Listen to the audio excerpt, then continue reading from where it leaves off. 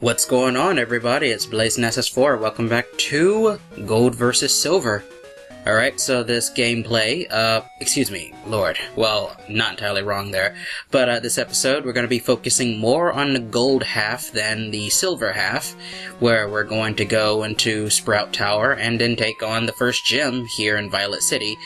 But first things first, obviously, need to go through Sprout Tower because I need to train Sybil up a little bit because,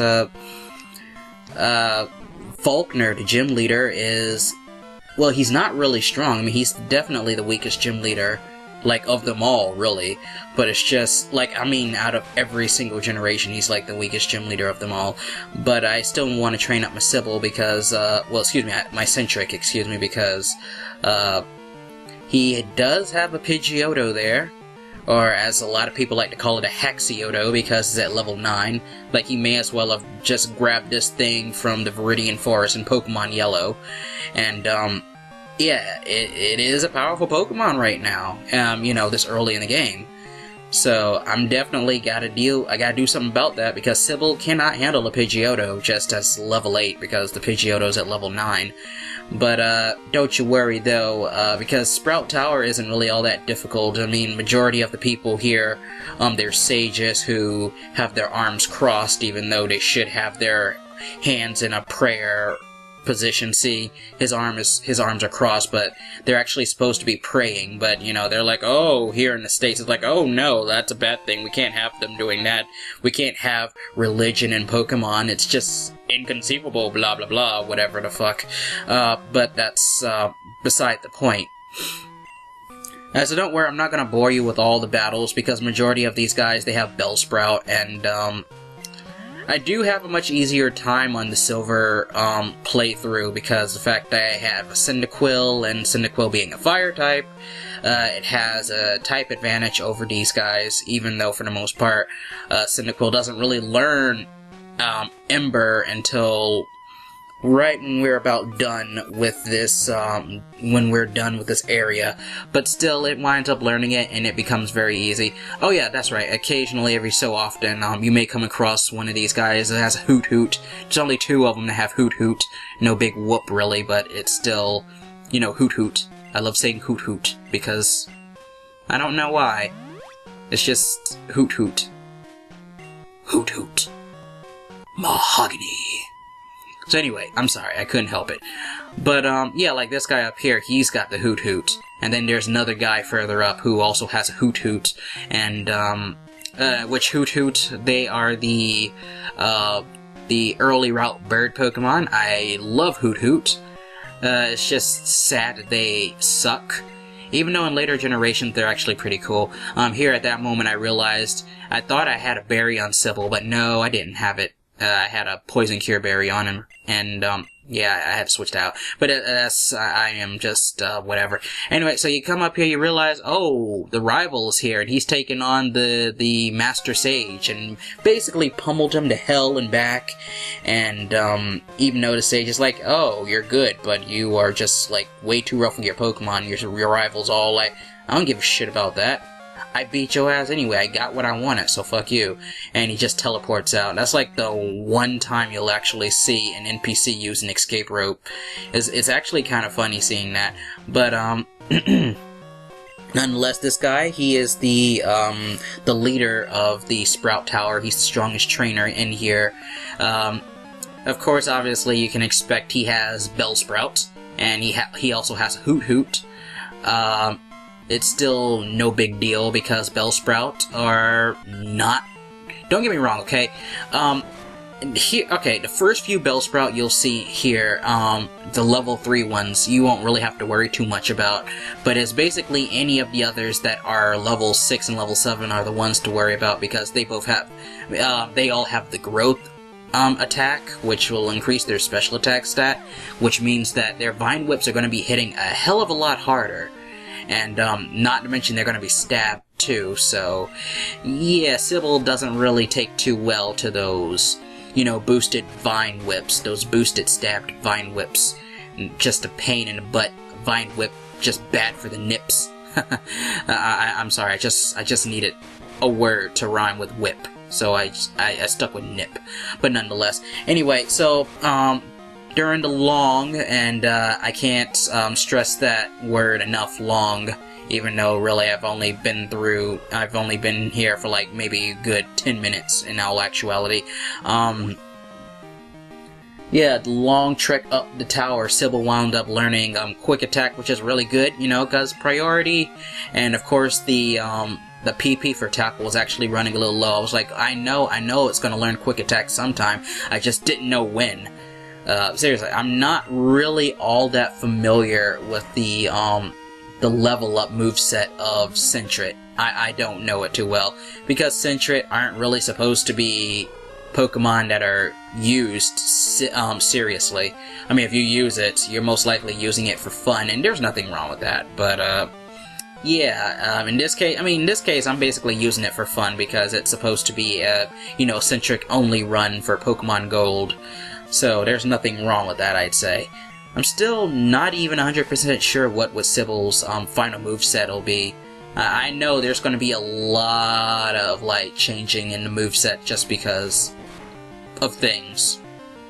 Let's just leave it at that, just because of things. I'm not gonna actually say what kind of things, but it's just, there are a lot of things to, well, it's really just factors. There's a lot of things to take into consideration, and that's what I'm gonna have to do like later on in the playthrough, which of course will have me like constantly swapping out moves and stuff. It is a pain in the ass, but oh hey, what can I say? That's just kinda how it's like when you're using when you're doing a solo run. But anyway, after you beat him, he gives you the HM for Flash.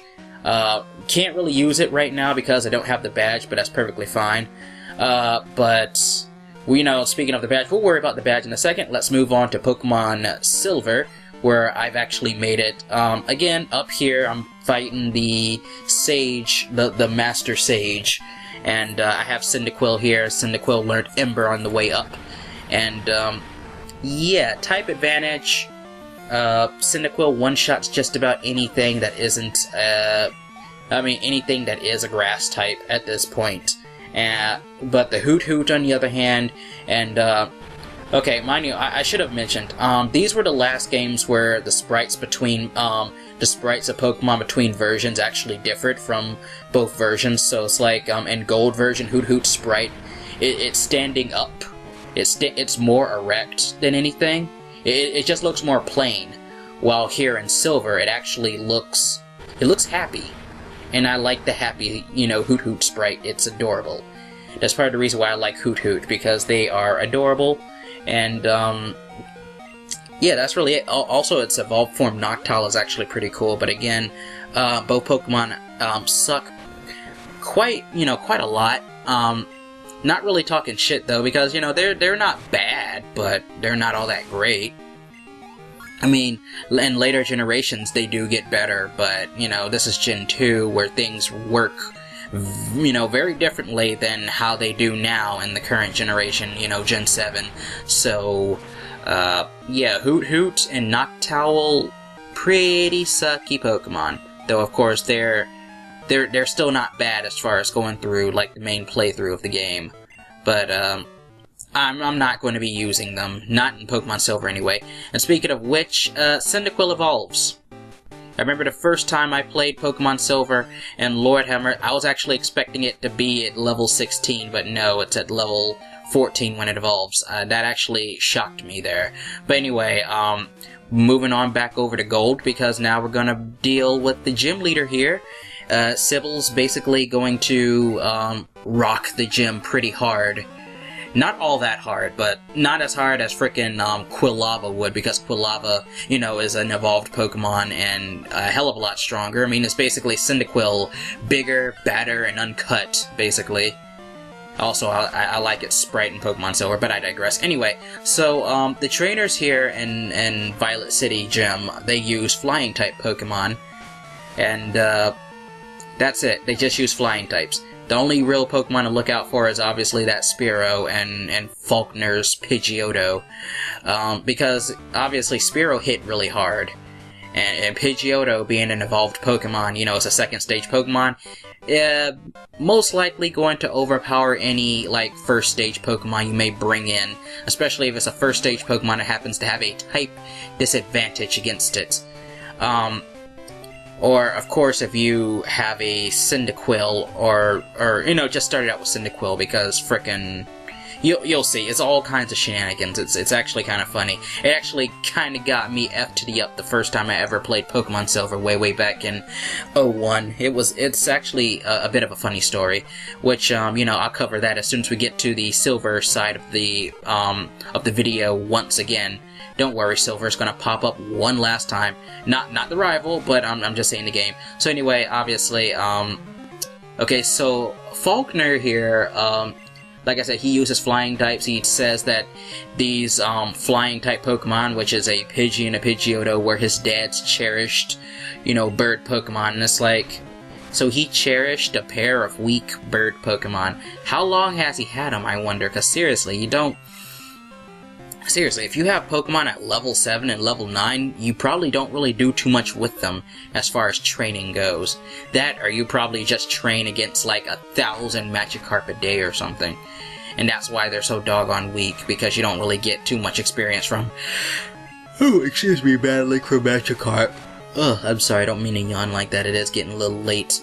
But I just wanted to at least do the commentary for this video before I went to sleep. So anyway, basically my strategy here for Civil is to obviously get some defense curls up, so that way if Pidgeotto happens to throw any gusts, or if it throws an underhanded mud slap at me, I'd be able to withstand it more, you know, withstand it better, excuse me. Which you saw from that gust, I withstood it pretty well. I mean, I got a +3 in defense, which basically meant that Pidgeotto's stabbed gust is only doing 4 points. Well, the first hit did like 3 points, and that one did like 4. But it doesn't really matter now because it's down. So, you know, again, that's the great thing about Sprout Tower, because 9 times out of 10, by the time you're done battling, Youngster Joey and all those other guys that happen to be on that route, you know, prior to Violet City, you're definitely not going to be strong enough to handle Falkner. Not unless you've just been training against all the wild Pokemon, between Cherry Grove and Violet City. 9 times out of 10, you ain't gonna do that, because nobody ain't got time for that. You'll get more experience from trained Pokemon than wild ones anyway, so yeah. So anyway, that's basically it for the gold playthrough of this video. We're gonna move on to the silver. Alright, where frickin' Quilava just wrecks the shit out of Falkner. Now, the thing here, the funny thing here with Falkner, and I'm gonna get to my story, is that when I first played against him in Pokemon Silver back in 01, he actually beat me because of Mud Slap. Mud Slap being a ground type attack, which is obviously super effective against, Quilava, or at that point I had Cyndaquil back then. And basically it lowers your accuracy with each hit, so yeah, it was actually quite a pain in the ass. But of course, I'd say what's a bigger pain in the ass was how terribly his Pokemon took the Ember from my Quilava. But what do you expect? It's a second stage Pokemon that's known for being really powerful on the special side. It's using stabbed fire attacks. So yeah, both Pidgey and Pidgeotto won't really be doing too well against it. But yeah, again, Mud Slap, pretty okay move. I mean, it's basically like a better Sand Attack, because Sand Attack doesn't do any damage, but this move actually does damage. So as Falkner says, it is both an offensive and defensive attack. Not really bad, it's actually pretty cool. It's weak as shit though, but it's still, you can still make good use of it if you actually want to use it. I probably may wind up, well actually I do know I'm gonna definitely be using it in the silver portion of the series. But yeah, that's we're gonna save that for another time, another video. So I will catch you lovely folks in the next video. Thank you all for watching, and I hope you all have a good day.